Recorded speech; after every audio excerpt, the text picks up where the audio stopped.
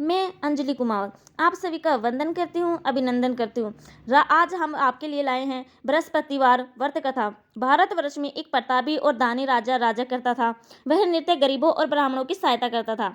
यह बात उसकी रानी को अच्छी नहीं लगती थी। वह न ही गरीबों को दान देती थी और न ही भगवान का पूजन करती थी, और राजा को भी दान देने से मना किया करती थी। एक दिन राजा राजे शिकार खेलने वन को गए हुए थे, तो रानी के महल में अकेली थी। उसी समय बृहस्पति देव वासुदेव साधु वेश में राजा के महल में भिक्षा लेने के लिए गए और भिक्षा मांगी। रानी ने भिक्षा देने से इनकार किया और कहा, साधु महाराज, मैं तो दान पुण्य से तंग आ गई हूँ। मेरा पति सारा दिन दान लुटाते रहते हैं। मेरी इच्छा है कि हमारा धन नष्ट हो जाए, फिर न रहेगा बांस और न बजेगी बांसुरी। साधु ने कहा, देवी तुम तो बड़ी विचित्र हो। धन संतान तो सभी चाहते हैं, पुत्र और लक्ष्मी तो पापी के घर भी होने चाहिए। यदि तुम्हारे पास अधिक धन है तो भूखों को भोजन दो, प्यासे को लिए प्याऊ बनाओ और मुसाफिरों के लिए धर्मशालाएं खुलवाओ। तो निर्धन अपनी कुंवारी कन्याओं का विवाह नहीं कर सकते, उनका विवाह कर दो। ऐसे कोई काम है जिनके करने से तुम्हारा यश लोक परलोक में फैलेगा। परंतु रानी पर उपदेश का कोई प्रभाव न पड़ा। वह बोली, महाराज आप मुझे कुछ न समझाइए, मैं ऐसा धन नहीं चाहती जो हर जगह बांटती फिरूं। साधु ने उत्तर दिया, यदि तुम्हारी ऐसी इच्छा है तो तथास्तु, तुम ऐसा करना। बृहस्पतिवार को घर लेपना और पीली मिट्टी से अपना सिर धोकर स्नान करना, मिट्टी भट्टी चढ़ाकर कपड़े धोना, घर के पुरुषों को हजामत बनवाना। ऐसा करने से तुम्हारा सारा धन नष्ट हो जाएगा। इतना कहकर वह साधु महाराज वहां से आलोप हो गए। साधु के अनुसार कई बातों को पूरा करते हुए रानी को केवल 3 बृहस्पतिवार ही बीते थे कि उसकी समस्त धन संपत्ति नष्ट हो गई। भोजन के लिए राजा का परिवार तरसने लगा। तब एक दिन राजा ने रानी से बोला कि ये रानी, तुम यहीं रहो, मैं दूसरे देश को जाता हूँ, क्योंकि यहाँ पर सभी लोग मुझे जानते हैं, इसीलिए मैं कोई छोटा कार्य नहीं कर सकता। ऐसा कहकर राजा परदेश चला गया। वह जंगल में लकड़ी काट कर लाता और शहर में बेचता। इस तरह वह अपना जीवन व्यतीत करने लगा। इधर राजा के परदेश जाते ही रानी और दासी दुखी रहने लगी। एक बार जब रानी और दासी को 7 दिन तक बिना भोजन के रहना पड़ा, तो रानी ने अपनी दासी से कहा, हे दासी, पास ही के नगर में मेरी बहन रहती है, वह बड़ी धनवान है। तुम उसके पास जाओ और कुछ ले आओ, ताकि थोड़ी बहुत गुजर बसर हो जाए। दासी रानी की बहन के पास गई। उस दिन गुरुवार था और रानी की बहन उस समय बृहस्पतिवार की कथा सुन रही थी। दासी ने रानी की बहन को अपनी रानी का संदेश दिया, लेकिन रानी की बड़ी बहन ने कोई उत्तर नहीं दिया। जब दासी को रानी की बहन से कोई उत्तर नहीं मिला तो वह बहुत दुखी हुई और उसे क्रोध भी आया। दासी ने वापस आकर रानी को सारी बात बता दी। सुनकर रानी ने अपने भाग्य को कोसा। उधर रानी की बहन ने सोचा कि मेरी बहन की दासी आई थी, परंतु मैं उससे नहीं बोली, उससे वह बहुत दुखी हुई होगी। कथा सुनकर और पूजन समाप्त करके वह अपनी बहन के घर आई और कहने लगी, बहन, तुम्हारी दासी मेरे घर आई थी, परंतु मैं बृहस्पतिवार की कथा कर रही थी। तब जब तक कथा होती है तब तक ना तो उठते हैं और ना ही बोलते हैं, इसीलिए मैं नहीं बोली। कहो दासी, क्यों आ गई थी? रानी बोली, बहन, मुझसे क्या छिपाऊं, हमारे घर में खाने तक को अनाज नहीं था। ऐसा कहते कहते रानी की आंखें भर आई और उसने दासी समेत पिछले 7 दिनों में भूखे रहने तक की बात अपनी बहन को विस्तार पूर्वक सुना दी। रानी की बहन बोली, देखो बहन, भगवान बृहस्पति देव सबकी मनोकामनाओं को पूर्ण करते हैं। देखो, शायद तुम्हारे घर में अनाज रखा हो। पहले तो रानी को विश्वास ही नहीं हुआ, पर बहन के आग्रह पर उसने अपनी दासी को अंदर भेजा तो उसे सचमुच अनाज से भरा एक घड़ा मिल गया। यह देखकर दासी को बड़ी हैरानी हुई। दासी ने कहने लगी, रानी, जब हमको भोजन नहीं मिला तो हम व्रत ही तो करते हैं, इसीलिए क्यों ना इनसे व्रत और कथा की विधि पूछ ली जाए, ताकि हम भी व्रत कर सके। तब रानी ने अपनी बहन से बृहस्पति व्रत के बारे में पूछा। उसकी बहन ने बताया, बृहस्पतिवार के व्रत में चने की दाल और मुनका से विष्णु भगवान का केले की जड़ में पूजन करें तथा दीपक जलाएं। व्रत कथा सुने और पीला भोजन ही करें, इसे बृहस्पति देव प्रसन्न होते हैं। व्रत और पूजन विधि बताकर रानी की बहन अपने घर लौट आ गई। 7 दिन के बाद जब गुरुवार आया तो रानी और दासी ने व्रत रखा। दासी गुड़ साल में जाकर चना और गुड़ लेकर आई, फिर उससे केले की चट और विष्णु भगवान का पूजन किया। अब पीला भोजन कहाँ से आए, इस बात को लेकर दोनों बहुत दुखी थी, क्योंकि उन्होंने व्रत तो रखा था, इसीलिए बृहस्पति देव उनसे प्रसन्न थे। इसीलिए वे एक साधारण व्यक्ति का रूप धारण कर 2 थालों में सुंदर पीला भोजन दासी को दे गए। भोजन पाकर दासी प्रसन्न हुई और फिर रानी के साथ मिलकर भोजन ग्रहण किया। उसके बाद वे सभी गुरुवार को व्रत और पूजन करने लगी। बृहस्पति भगवान की कृपा से उसके पास फिर से धन संपत्ति आ गई, परंतु रानी फिर से पहले की तरह आलस्य करने लगी। तब दासी बोली, देखो रानी, तुम पहले से भी इस प्रकार आलस्य करती थी। तुम्हें धन रखने में कष्ट होता है, इसी कारण सभी धन नष्ट हो गया। और अब जब भगवान बृहस्पति की कृपा से धन मिला है तो तुम्हें फिर से आलस्य होता है। रानी को समझाते हुए दासी कहती है कि बड़ी मुसीबतों के बाद हमने यह धन पाया है, इसीलिए हमें दान पुण्य करना चाहिए। भूखे मनुष्य को भोजन कराना चाहिए और धन को शुभ कार्यों में खर्च करना चाहिए, जिससे तुम्हारे कुल का यश बढ़ेगा, स्वर्ग की प्राप्ति होगी, पितृ प्रसन्न होंगे। दासी की बात मानकर रानी अपना धन शुभ कार्यों में खर्च करने लगी, जिससे पूरे नगर में उसका यश फैलने लगा। उधर एक दिन राजा दुखी होकर जंगल में एक पेड़ के नीचे आसन बिछाकर जमाकर बैठ गया। वह अपनी दशा को याद करके व्याकुल होने लगा। बृहस्पतिवार का दिन था। एकाएक उसने देखा कि निर्जल वन में एक साधु प्रकट हुए। वह साधु वेश में स्वयं बृहस्पति देवता थे। राजा के सामने आकर बोले, हे लकड़हारी, सुनसान जंगल में तुम चिंता मगन क्यों बैठे हैं? राजा ने दोनों हाथ जोड़कर प्रणाम किया और उत्तर दिया, महात्मा जी, आप सब कुछ जानते हैं, मैं क्या कहूँ? यह कहकर रोने लगा और साधु को अपनी आत्मकथा सुनाई। महात्मा जी ने कहा, तुम्हारी स्त्री ने बृहस्पतिवार के दिन बृहस्पति भगवान का निरादर किया है, जिसके कारण रूठ कर होकर उन्होंने तुम्हारी यह दशा कर दी। अब तुम चिंता को दूर करके मेरे कहने पर चलो तो तुम्हारे सब कष्ट दूर हो जाएंगे और भगवान पहले से भी अधिक संपत्ति देंगे। तुम बृहस्पतिवार के दिन कथा किया करो। 2 पैसे के चने मुनक्का लाकर उनका प्रसाद बनाओ और शुद्ध जल से लोटे में शक्कर मिलाकर अमृत तैयार करो। कथा के पश्चात अपने सारे परिवार और सुनने वाले प्रेमियों में अमृत का प्रसाद बांटकर स्वयं की ग्रहण करो। ऐसा करने से भगवान तुम्हारी सब मनोकामनाएं पूरी करेंगे। साधु के ऐसे वचन सुनकर राजा बोले, हे प्रभु, मुझे लकड़ी बेचकर इतना पैसा नहीं मिलता जिससे भोजन के उपरांत कुछ बचा सकूं। मैंने रात्रि में अपनी स्त्री को व्याकुल देखा है। मेरे पास कुछ भी नहीं जिससे मैं उनकी खबर मंगा सकूं। साधु ने कहा, हे लकड़हारे, तुम किसी बात की चिंता मत करो। बृहस्पतिवार के दिन तुम रोजाना की तरह लकड़ियां लेकर शहर को जाओ। तुमको रोज से 2 गुना धन प्राप्त होगा, जिससे तुम भली भांति भोजन कर लोगे तथा बृहस्पति देव की पूजा का सामान भी आ जाएगा। इतना कहकर साधु अंतर्ध्यान हो गए। धीरे धीरे समय व्यतीत होने पर फिर वही बृहस्पतिवार का दिन आया। लकड़हारा जंगल से लकड़ी काटकर किसी शहर में बेचने गया। उससे उस दिन और दिनों से अधिक पैसा मिला। राजा ने चना गुड़ आदि लाकर गुरुवार का व्रत किया। उस दिन उसके सभी कलेश दूर हुए। परंतु जब दोबारा बृहस्पतिवार का दिन आया तो वह व्रत करना भूल गया। इस कारण बृहस्पति भगवान नाराज हो गए। उस दिन उस नगर के राजा ने विशाल यज्ञ का आयोजन किया तथा शहर में यह घोषणा कर दी कि कोई भी मनुष्य अपने घर में भोजन न बनावे, आग न जलावे। समस्त जनता मेरे यहाँ भोजन करने आए। इस आज्ञा को जो ना मानेगा उसे फांसी की सजा दी जाएगी। इस तरह की घोषणा संपूर्ण नगर में करवा दी गई। राजा की आज्ञा सुनकर शहर के सभी लोग भोजन करने गए, लेकिन लकड़हारा कुछ देर से पहुंचा, इसलिए राजा के सेवक उसको अपने साथ घर ले आए और ले जाकर भोजन करा रहे थे तो रानी की दृष्टि उस खुट्टे पर पड़ी जिस पर उसका हार लटका हुआ था। वह हार वहां पर दिखाई नहीं दिया। रानी ने निश्चय किया कि मेरा हार उसी मनुष्य ने चुरा लिया है। उसी समय सिपाहियों को बुलाकर उसको कारागार में डलवा दिया। जब लकड़हारे का कारागार में बंद कर दिया गया तो बहुत दुखी होकर विचार करने लगा कि न जाने कौन से पूर्व जन्म के कर्म से मुझे यह दुख प्राप्त हुआ है, और उसी साधु को याद करने लगा जो कि जंगल में मिला था। उसी समय तत्काल बृहस्पति देव साधु के रूप में प्रकट हुए और उसकी दशा को देखकर कहने लगे, अरे मूर्ख, तूने बृहस्पति देव की कथा नहीं करी, उसी कारण तुझे दुख प्राप्त हुआ है। लेकिन अब चिंता मत कर।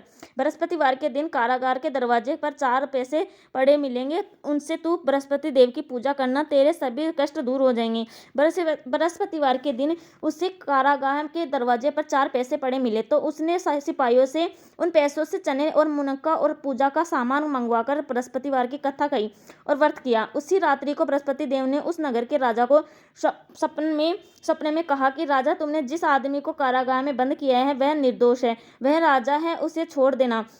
रानी का हार उसी खूंटी पर लटका है। अगर तू अगर तू ऐसा नहीं करेगा तो मैं तेरे राज्य को नष्ट कर दूंगा। इसी तरह रात्रि के सपने में को देखकर राजा प्रातः काल उठा और खूंटी पर हार देकर लकड़हारे को बुलाकर क्षमा मांगी तथा लकड़हारे को योग्य योग्य सुंदर वस्त्र आभूषण देकर विदा किया। बृहस्पति देव की आज्ञा अनुसार लकड़हारे अपने नगर को चला गया।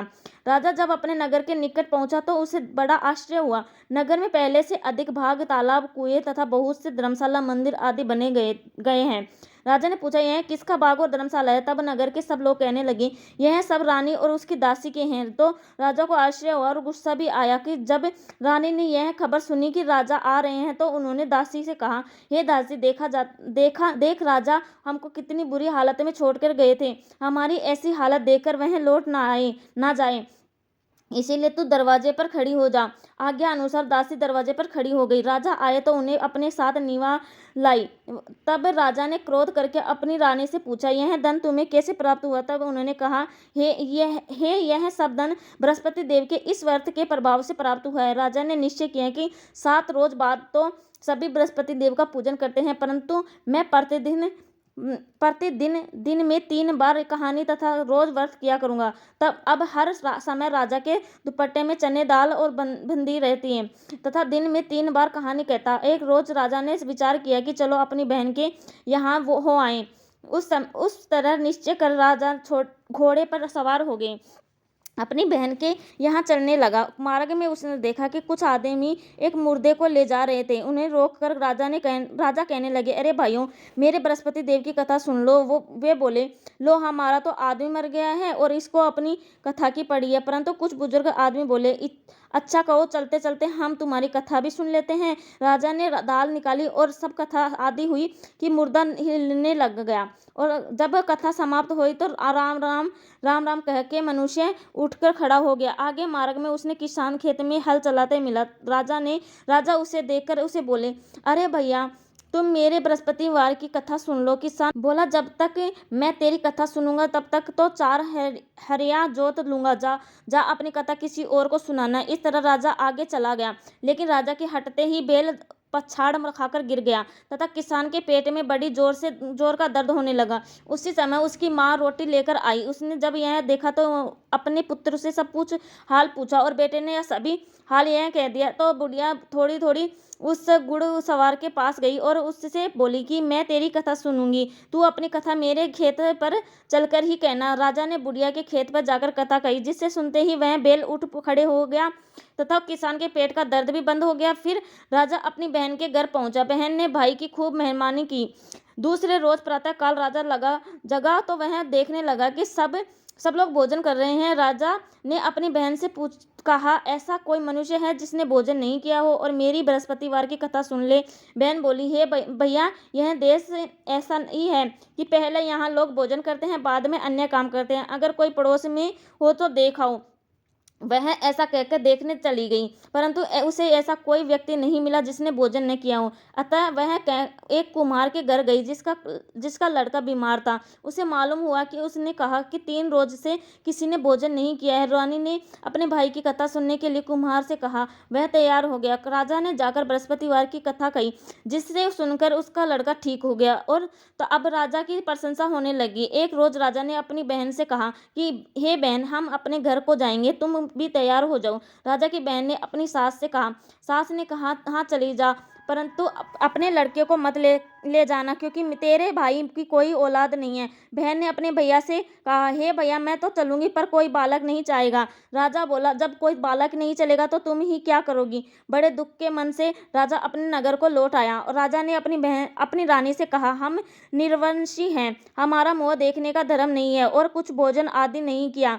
रानी बोली, हे प्रभु, बृहस्पति देव ने हमें सब कुछ दिया है, वह हमें औलाद अवश्य देंगे। उसी रात को बृहस्पति देव ने राजा से संपन्न में कहा, हे राजा, उठ, सभी सोच त्याग दे, तेरी रानी गर्भ से है। राजा की यह बात सुनकर रानी बड़ी खुश हुई। 90वें महीने में उसके गर्भ से एक सुंदर पुत्र पैदा हुआ। तब राजा बोला, हे रानी, स्त्री बिना भोजन के रह सकती है, पर बिना कहे नहीं रह सकती। जब मेरी बहन आई तो तुम उससे कुछ मत कहना। रानी ने सुनकर हाँ कर दिया। जब राजा की बहन ने शुभ समाचार सुना तो वह बहुत खुश हुई तथा बधाई लेकर अपने भाई के यहाँ आई। तब रानी ने कहा, घोड़ा चढ़कर तो नहीं आई, गधा चढ़ी आई।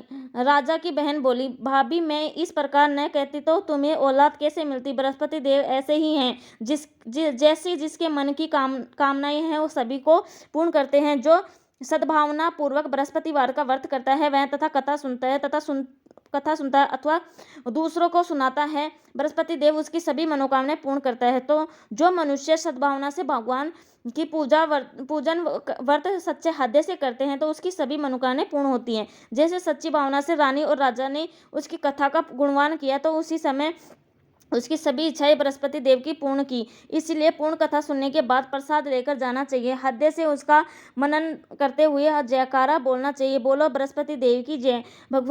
भगवान विष्णु की जय। बृहस्पति देव की दूसरी कथा। प्राचीन काल में एक ब्राह्मण था। वह बहुत निर्धन था। उसकी कोई संतान नहीं थी। उसकी स्त्री बहुत मलिनता के साथ रहती थी। वह स्नान न करती थी, किसी देवता का पूजन न करती थी। इससे ब्राह्मण देवता बहुत बड़े दुखी थे। बेचारे बहुत कुछ कहते थे किंतु उसका कुछ परिणाम नहीं निकला। भगवान की कृपा से ब्राह्मण की स्त्री की कन्या पूरी रूपी रतन पैदा हुआ। कन्या बड़ी होने पर प्रातः स्नान करके विष्णु भगवान का जाप के बृहस्पति देव का व्रत करने लगी। अपने पूजन पाठ को समाप्त करके विद्यालय जाती तो अपनी मुट्ठी में जौ भर के ले जाती और पाठशाला में मार्ग में डालती जाती। तब वह जो सोने के जो में बदल जाते। लौटते समय उसके बिनकर वह घर ले आती। एक दिन वह बालिका सूप में उस सोने के जो को पटक कर साफ कर रही थी तो उसके पिता ने देख लिया और कहा, हे बेटी, सोने के जौ के लिए सोने का सूप होना चाहिए। दूसरे दिन बृहस्पतिवार था तो कन्या ने व्रत रखा और बृहस्पति देव से प्रार्थना करके कहा, मैंने अपनी पूजा सच्चे मन से की है तो मेरे लिए सोने का सूप दे दो। बृहस्पति देव ने उसकी प्रार्थना स्वीकार कर ली। रोजाना की तरह ही वह कन्या जो फैलाती हुई जाने लगी। वह लौटते हुए जो बिन रही थी वो बृहस्पति देव की कृपा से सोने का सूप मिला। उसे वह घर ले आई और उसमें जो साफ करने लगी, परंतु उसकी माँ का वही ढंग रहा। एक दिन की बात है, वह कन्या सोने के सूप में जो साफ कर रही थी। उस समय उस शहर का राजपुत्र वहां से होकर निकला। उस कन्या के रूप और कार्य को देखकर मोहित हो गया तथा अपने घर आकर भोजन तथा जल त्याग कर उदास होकर लेट गया। राजा को इस बात का पता चला तो अपने प्रधानमंत्री के साथ उसके पास गए और बोले, हे बेटा, तुम्हें किस बात का कष्ट है? किसने तुम्हारा अपमान किया है अथवा और कारण हो सो कहो, मैं वही कार्य करूँगा जिससे तुम्हारी प्रसन्नता हो। अपने पिता के राजकुमार ने बातें सुनी तो वह बोला, मुझे आपकी कृपा से किसी बात का दुख नहीं है। किसी ने मेरा अपमान नहीं किया है, परंतु मैं उस लड़की से विवाह करना चाहता हूँ जो सोने के सोपे में जो साफ कर रही थी। यह सुनकर राजा आश्चर्य में पड़ गया और बोला, हे बेटा, इस तरह की कन्या का क्या पता तुम ही लगाओ और मैं इसके साथ तुम्हारा विवाह अवश्य कर दूंगा। राजकुमार ने उस लड़की के घर का पता लगाया। तब मंत्री उस लड़की के घर गए और ब्राह्मण देवता को सभी हाल बतलाया। ब्राह्मण देवता राजकुमार के साथ अपनी कन्या का विवाह करने के लिए तैयार हो गए तथा विधि विधान के अनुसार ब्राह्मण की कन्या का विवाह राजकुमार के साथ हो गया। कन्या के घर से जाते ही पहले ही भांति उस ब्राह्मण देवता के घर में गरीबी का निवास हो गया। अब भोजन के लिए भी अन्न बड़ी मुश्किल से मिलता था। एक दिन दुखी होकर ब्राह्मण देवता अपनी पुत्री के पास गए। बेटी ने पिता को दुखी अवस्था में देखा और अपनी माँ का हाल पूछा। तब ब्राह्मण ने सभी हाल कहा। कन्या ने बहुत सा धन देकर अपने पिता को विदा कर दिया। इस तरह ब्राह्मण का कुछ समय पूर्वक व्यतीत हुआ। कुछ दिन बाद फिर वही हाल हो गया। ब्राह्मण फिर अपनी कन्या के यहाँ गया और सारा हाल कहा तो लड़की बोली, हे पिताजी, आप माताजी को यहाँ ले आओ, मैं उसे बृहस्पतिवार विधि बता दूंगी जिससे गरीबी दूर हो जाए। यह ब्राह्मण देवता अपनी स्त्री को साथ लेकर पहुंचे तो अपनी माँ को समझाने लगी, माँ, तुम प्रातः काल प्रथम स्नान करके विष्णु भगवान का पूजन करो तो सब दरिद्रता दूर हो जाएगी। परंतु उसकी माँ ने एक भी बात नहीं सुनी और प्रातः काल उठकर अपनी पुत्री के बच्चों की जूठन को खा लिया। इससे उसकी पुत्री को बहुत गुस्सा आया और उसने एक कोठरी में अपनी माँ को बंद कर दिया। प्रातः काल उसे निकाला तथा स्नान आदि करा के पाठ करवाया तो उसकी माँ की बुद्धि ठीक हो गई। फिर प्रत्येक बृहस्पतिवार को व्रत करने लगी। इस व्रत के प्रभाव से उसके माँ बाप बहुत धनवान और पुत्रवान हो गए। बृहस्पति देव के प्रभाव से इस लोक के सुख भोग कर स्वर्ग को प्राप्त हुए। तब बोलो विष्णु भगवान की जय, बोलो बृहस्पतिवार की जय। Thank you. Radhe Radhe. Video पसंद आए तो लाइक, सब्सक्राइब एंड कमेंट जरूर कर देना। जय श्री कृष्णा। राधे राधे।